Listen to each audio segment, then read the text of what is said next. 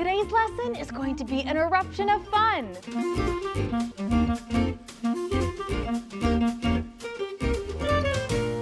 Hi everyone, Miss Brooke here at the San Diego Children's Discovery Museum in Escondido, California, where we spark a love of learning so all children can discover their wildest dreams.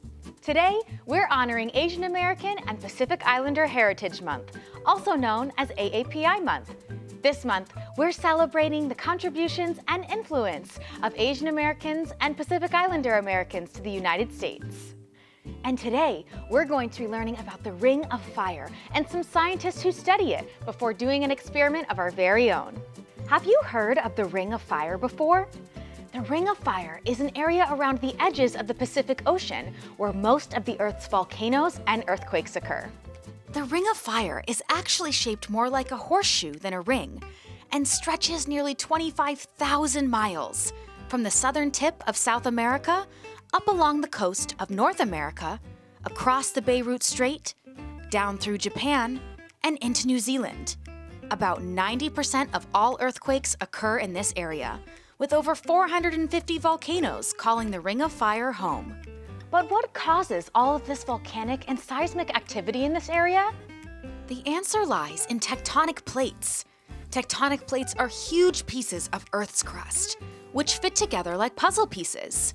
These plates are constantly moving due to the solid and molten rock layer beneath them called the mantle. When these plates shift, the movements are often small enough that we don't feel them. However, over time, tectonic plates collide, move apart, or slide next to each other with enough force that they can cause changes that we can see and feel. One of the results may be an earthquake, when we feel the ground shake as a result of built-up pressure from these tectonic plates moving, causing shock waves to be released into the Earth. On the other hand, a volcano can be formed in two different ways. The first is when tectonic plates collide in a way where a heavier plate slips under a lighter one, creating a trench or ditch.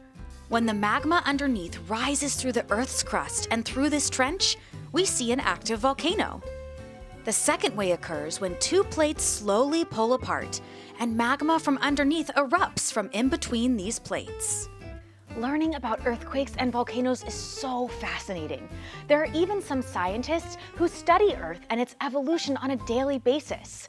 The name of scientists that study volcanoes, earthquakes, and Earth as a whole are called geologists. In honor of AAPI Month, let's learn about some notable AAPI geologists that work with and study Earth every day. Daniel Ibarra is a Filipino-American scientist from Montana who currently works at Brown University as a biogeochemist and climate scientist.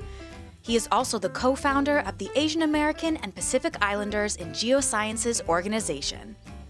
Kimberly Lau is an assistant professor at Penn State University, where she studies how the oceans on Earth have changed over time by observing and analyzing soil and layers of rocks underwater.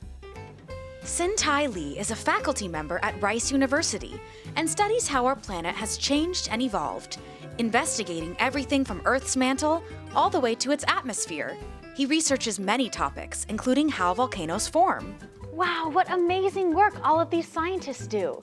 Now that we know a little bit about volcanoes, earthquakes, and the people who study them, let's be geologists and do our very own experiment. We will be making our very own erupting volcano. For our experiment, we will need modeling clay, about 1/4 cup of vinegar, scissors, about a teaspoon of baking soda, a paper cup, dish soap, some red food coloring, and a tray or surface that you don't mind getting dirty. Now that we have our materials, let's get experimenting. First, I will take my paper cup and cut it in half.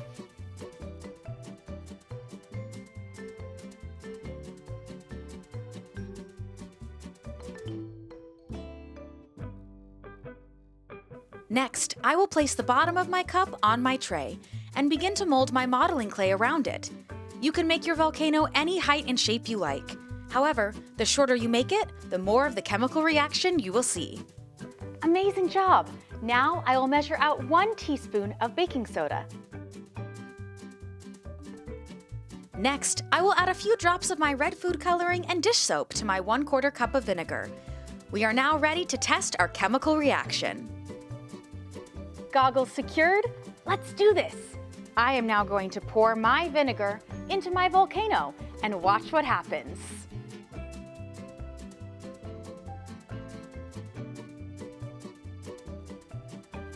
Wow! We created a chemical reaction by mixing the baking soda and vinegar and made it look like lava with our red food dye.